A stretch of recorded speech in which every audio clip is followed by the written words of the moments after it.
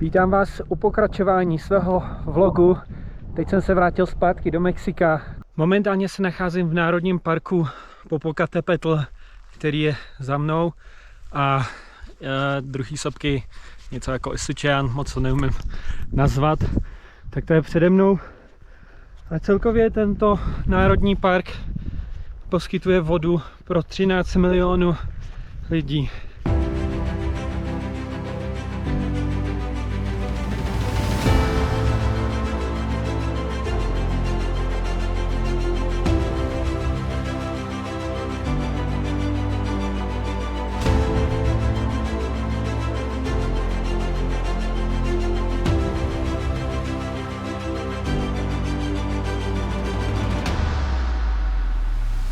Podle map.cz jsem se dostal do výšky 4314 metrů nad mořem, což je můj dosavadní rekord. Cool! Je to totálně úžasný.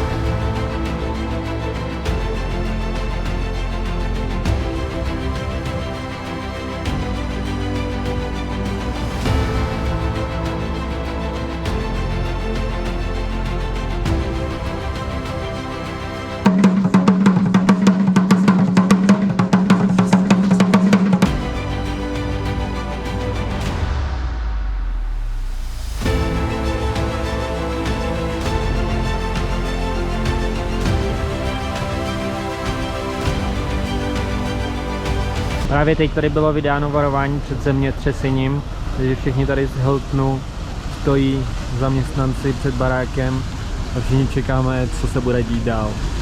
Jen doufám, že ten barák nevpadne na mě. Druhý sestřih, pán se tady toho tolik nebál a vzal to už na pořádního fotbalistu, jen teda nevím na jakýho.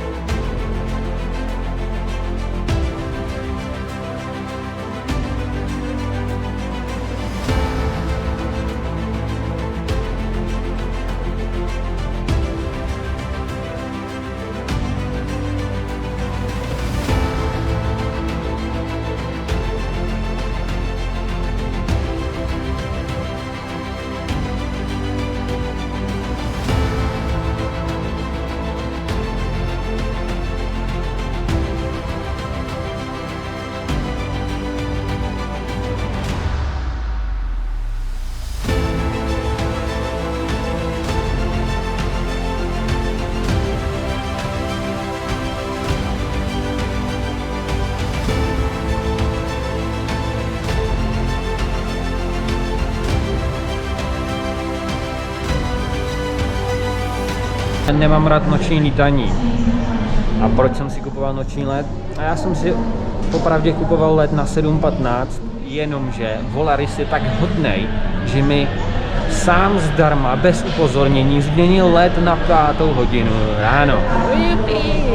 To je poprvé, co mi stačilo na to dostat se do letadla, mít český řidičák.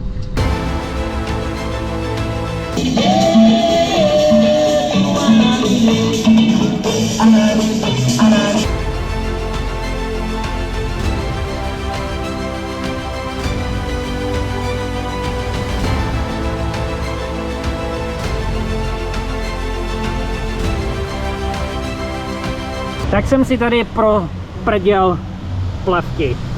Evidentně potřebuju nový. Tak tohle je sranda tady na těch kolech. přehazovačky nikde, jenom jeden převod, celý to křupe.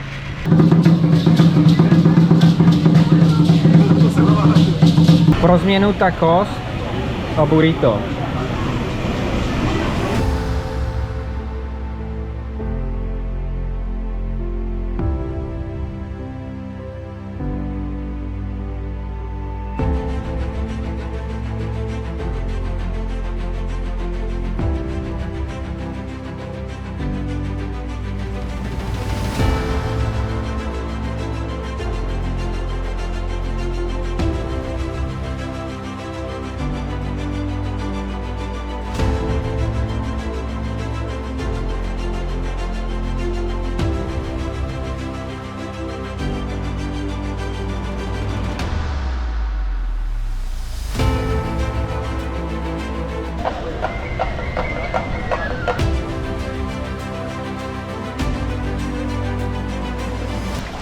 Tak to bylo brutální.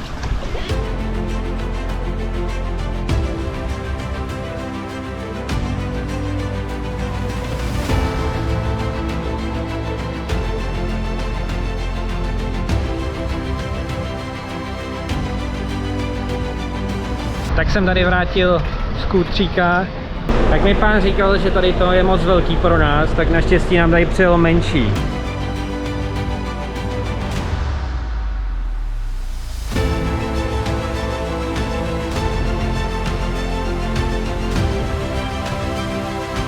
Tentokrát jsme si půjčili jeden skútr a jeden tady koráb.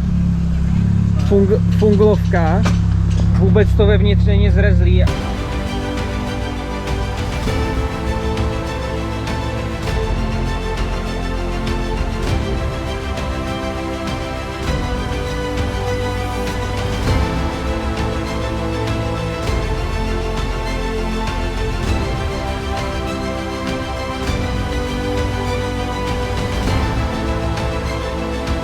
Se to tady trochu zvrhlo. Je to paráda tenhle stroj.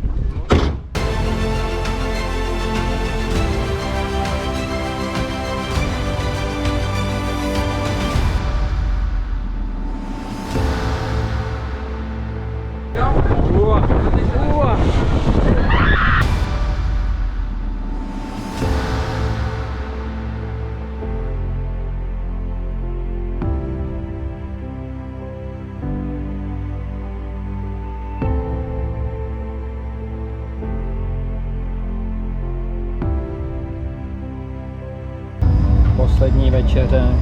Tímto se loučím s Cancunem, vlastně i s celým mým tripem a ocitli jsme se na dni divadla. Tak se mi tak trochu náhodou stalo, že jsem se nevešel do letadla, takže mám tady tiket, který mi umožňuje vstup do terminálu a teď čekám, jestli se najde první místo v letadle, někdo, kdo nepoletí a dopřeje mi možnost se dostat zpátky do Evropy. Celý se to podařilo, dostal jsem místo v Cancunu do Mexico City, takže teďka už hurá do Madridu a tím se loučím s celým tripem po Mexiku a dalších okolních státech. Byla to topovka.